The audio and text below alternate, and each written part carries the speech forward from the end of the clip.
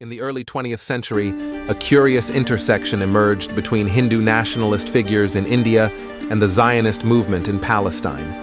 Vinayak Savarkar and Madhav Golwalkar, key figures in the Hindu nationalist narrative, found inspiration in Zionism, viewing the settler colonial project in Palestine as a model for their vision of Akhand Bharat, a vision which sees an undivided South Asia under Hindu supremacy.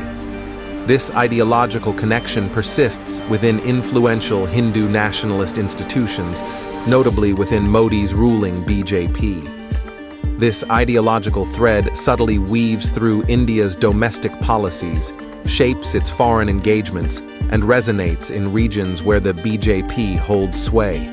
Even Jawaharlal Nehru, India's first and a secular prime minister, admired the Zionist movement and its state-building project. Despite concerns that formalizing relations with Israel might hinder international support for India's policies in Kashmir, India officially recognized Israel in 1950. Although there were no open collaboration between the two countries at that time, but the secret defense relations between the Israel's Mossad and India's RAW had developed through back-channel communication, aimed at countering Pakistan's growing ties with China and North Korea. In 1991, with the collapse of the Soviet Union altering geopolitical landscapes, Prime Minister Narasimha Rao sought to normalize relations with Israel. The shift reflected a transition in India's strategic calculus from geopolitical defense to aligning with authoritarian regimes, with Israel as a prominent partner because of its land acquisition strategies, an approach Israel had employed successfully against Palestinians, without international institutions' retaliation. The 2008 Mumbai attacks marked a turning point, prompting India to adopt a more militaristic approach to security. A delegation from Maharashtra visited Israel in 2009, seeking to learn from the so-called Israeli experience. The tangible outcome was the establishment of Israeli-trained commando units deployed in Mumbai, a clear manifestation of the influence of Israeli security practices. A provisioning system known as the Central Monitoring System was implemented throughout India, which facilitated mass surveillance over almost all electronic communications. And to set up this system, India enlisted the help of Israeli security firms such as Verint Systems. The ascent of the BJP government in 2014 laid the foundation for elevating the Indian-Israeli bilateral relationship to a strategic partnership.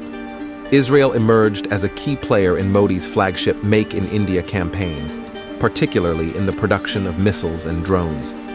Beyond military technology, Israeli firms actively participated in other sectors, including renewable energy.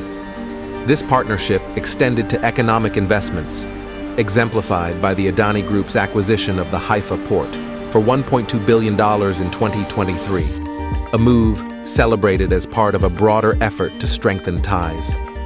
The defense deal signed during Modi's 2017 visit to Israel, valued at approximately $2 billion, positioned India as the world's largest purchaser of Israeli military technology, and it was also one of the largest deals in Israeli history. However, this relationship faced scrutiny in 2021, when Wire revealed about NSO's Pegasus spyware potentially being installed on mobile phones of opposition leader Rahul Gandhi.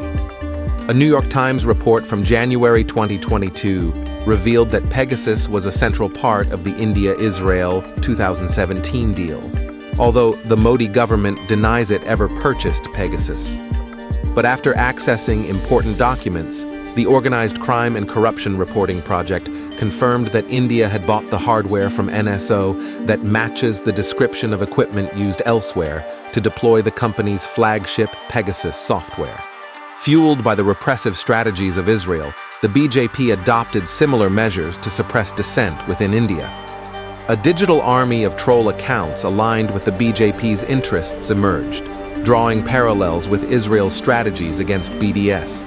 This digital army not only targeted domestic dissent, but also expressed overt admiration for Israel, while adopting a hostile stance toward Palestinians, echoing Hindu nationalist and philo-Zionist narratives.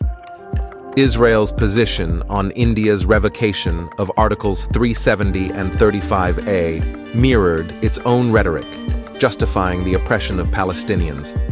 Ron Malka, then Israeli ambassador to India, said on the revocation of Article 370, "As we see it, it's within Indian borders, something that is internal in India, an Indian issue," framing it as an internal Indian matter. Malka also referred to India as the biggest democracy in the world, mirroring Israel's invocation of its own status as a supposedly exceptional democracy when defending its transgressions. His statement concluded by affirming India as a friend of Israel. In this evolving landscape, the relationship between Israel and India transcended a focus solely on defense collaboration, evolving into a strategic partnership oriented around preemptive security measures against both real and perceived threats.